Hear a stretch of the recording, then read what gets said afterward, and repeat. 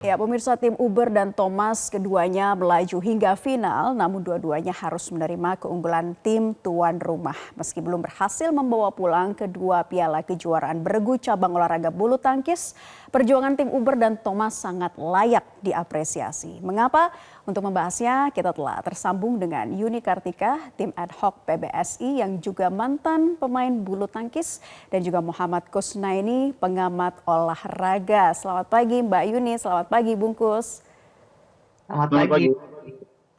Ya, pertama saya ingin ke Mbak Yuni dulu nih, kalau melihat Uber dan Thomas menjejak hingga final meski keduanya kandas, silakan analisa Anda.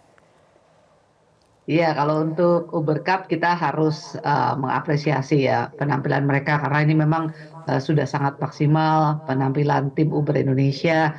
Target mereka semifinal, mereka bisa sampai ke final dan memberikan perlawanan maksimal. Itu memang perjuangan yang tidak mudah. Bayangkan setelah 16 tahun ya akhirnya bisa tampil lagi di final. Tapi kalau Ya. hitung-hitungan bersama Piala Thomas di final sudah 26 tahun tidak terjadi. Ini penampilan atau pencapaian kedua tim Thomas Uber sampai ke final setelah 26 tahun, tentu ini bukan pencapaian yang mudah dan ini sudah bisa mereka lakukan di tahun 2024 ini. Bicara Ya. penampilan Thomas Cup di final, memang kita berharap tim Thomas Cup Indonesia bisa memenangkan pertandingan menghadapi China. Tapi kenyataan di lapangan adalah memang penampilan para pemain China ini luar biasa. Ya. Walaupun dari rekor pertemuan, hitung-hitungan begitu ya Mbak, kita ada pertemuan terakhir yang menang seperti halnya Ginting, pertemuan terakhir menang menghadapi si Yuchi, kemudian kita melihat juga Bagas Fikri juga pertemuan terakhir itu menang menghadapi He Jiting dan Ren Xiangyu, tapi kenyataannya mereka pada pertandingan Ya. kemarin kalah dari lawan-lawannya.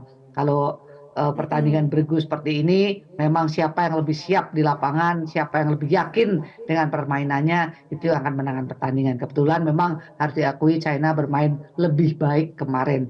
Hanya memang saya sangat mengapresiasi penampilan Jojo yang sudah Ya. tertinggal 0-2 pun dia masih bisa mengeluarkan fighting spiritnya dengan sangat baik. Meskipun saya tahu secara mental tidak mudah ya bagi Jojo, tapi dia bisa menyumbangkan satu kemenangan untuk Indonesia. Seperti itu.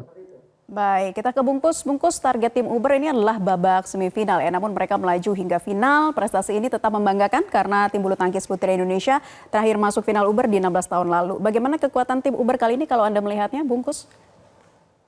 Iya, kita memang harus mengapresiasi pencapaian yang luar biasa ini ya. Cuma memang untuk berharap menjadi juara terus terang memang sangat sulit. Dialog kita yang terakhir saya juga mengatakan mengalahkan Cina itu mungkin seperti meruntuhkan tembok Cina ya. Karena mereka melaju ke final itu juga dengan rekor selalu menang 3-0 ya, 5-0, 5-0, 3-0. Mereka belum pernah kehilangan satu game pun. Dan itu yang membuat bukannya kita pesimis, tapi kita menyadari bahwa lawan kita sangat kuat. Dan terbukti Ya. Putri Indonesia yang juga sudah bermain luar biasa selama di Uber Cup kali ini juga belum bisa mencuri satu angka dari tuan rumah yang memang begitu perkasa. Memang head to head-nya secara umum semuanya pemain kita tidak ada yang bisa lebih unggul dibanding lawan ya. Karena itu sejak awal memang mungkin dengan alasan itu pula saya pikir skenario untuk mencoba memberi kejutan dari nomor ganda itu dibuat karena memang pasangan nomor satu China atau Tiongkok ini memang luar biasa. Pasangan manapun yang kita turunkan mungkin akan sulit gitu ya. Makanya dicoba memberi kejutan di ganda pertama itu dibuat pasangan baru dengan harapan memberikan hasil yang berbeda. Nanti kalau misalkan Grego juga bisa mendapatkan poin, maka peluang kita untuk mendapatkan poin ketiga menjadi lebih besar. Tapi ternyata Grego kali ini menurut saya agak sedikit di bawah ekspektasi penampilannya. Mungkin karena beban berat dia harus main di di partai pertama dan dia juga diharapkan bisa menyumbang poin, membuat dia yang sebelumnya tampil sangat baik di 4 pertandingan sebelumnya, kali ini justru menurut saya agak sedikit menurun. Ya memang kita tidak bisa memberikan memberikan judgement bahwa Grego tidak tampil maksimal karena dia juga sudah memberikan semuanya. Lawannya saja yang memang luar biasa ya, apalagi main di depan pendukungnya sendiri. Baik, kembali ke Mbak Yuni. Mbak Yuni, kalau berbicara mengenai Grego tadi sudah dikatakan oleh Bungkus, tapi kalau Anda lihat seperti apa nih? Apakah benar Gregoria ini merasa kurang nyaman dan kurang yakin apa yang ditampilkan? Iya, ini sejak awal game memang apa sangat baik sekali Chen Yufei. Kita lihat Grego ini punya kelebihan dengan serangan-serangannya yang sangat luar biasa.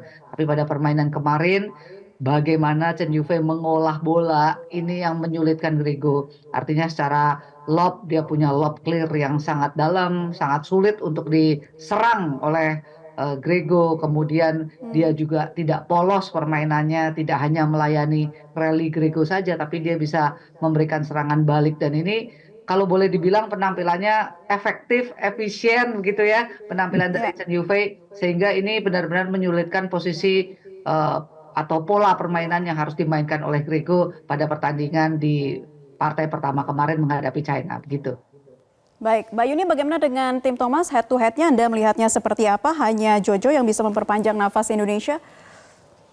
Ya, itu tadi kalau bicara dengan si Yuchi, dari data yang ada memang Anthony Sinisuka Ginting ini terakhir kali menang pertemuannya di 2023 di World Tour Final. Kemudian kalau Fajri memang kalah dari Liang Wenkeng dan Wang Chang dalam 3 pertemuan terakhir.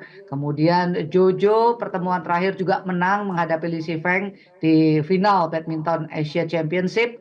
Dan kalau bicara Bakri juga menang rekornya dengan He Jiting dan Ren Xiangyu.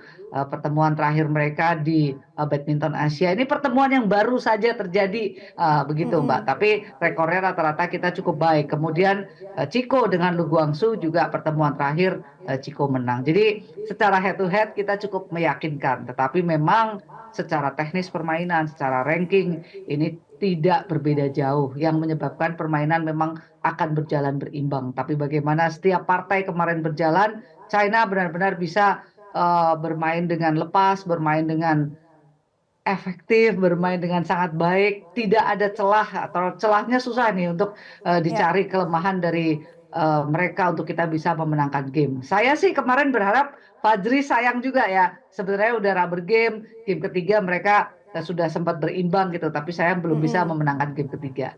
Ya itulah permainan Mbak, menang dan kalah tipis. Jelajahi cara baru mendapatkan informasi. Download Metro TV Extend sekarang.